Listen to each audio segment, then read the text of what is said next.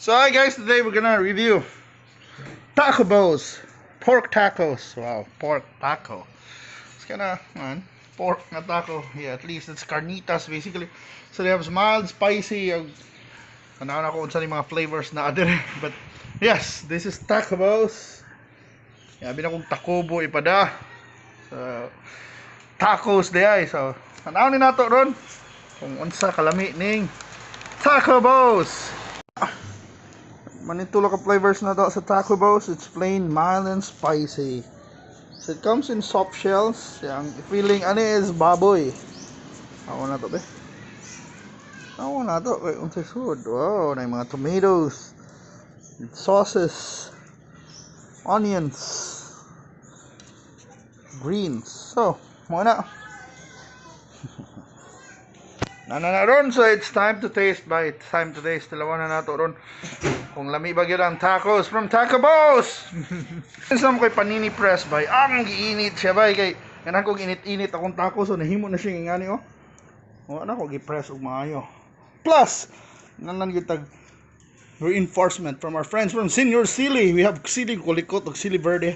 In case lang ganahan pa kog spicier. Right? So mana ato nang tilawan. It's our first bite.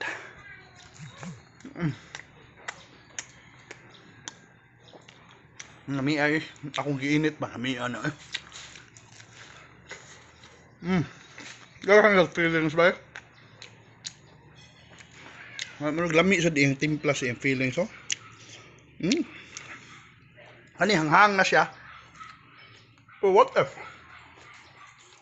Ako pang yaban og feeling kulit ko. Kulikot na bay. Para mo siya gitas kahang. Ano? Kulikot.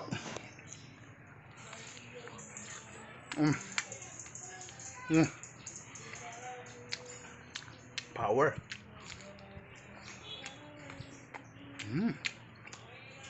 Since I'm more like salsa verde nila. Mas like Mexican ba? Mga salsa verde sa das atong Senior Sili. Ay salsa verde oh. Nagituktuan na to.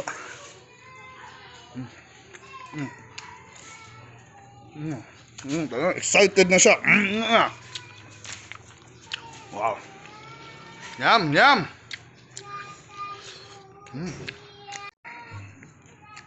So, sana kani. Kani ang pinaka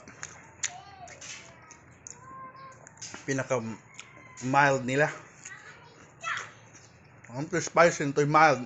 Nasa ito regular lang na mag-tomato ang gibutang dili siya hang. Tamis not bad. Mao lagi na manang brown na kaya akong gibutang sa akong panini press by crunchy ang labi na for example kung ano mo kan adritso ng best buhaton ninyo man ay butang niyo sa panini press kay may mo siyang awesome bay. Atong buhaton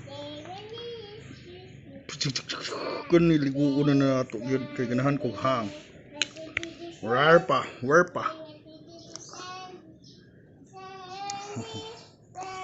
Sus, lami ah.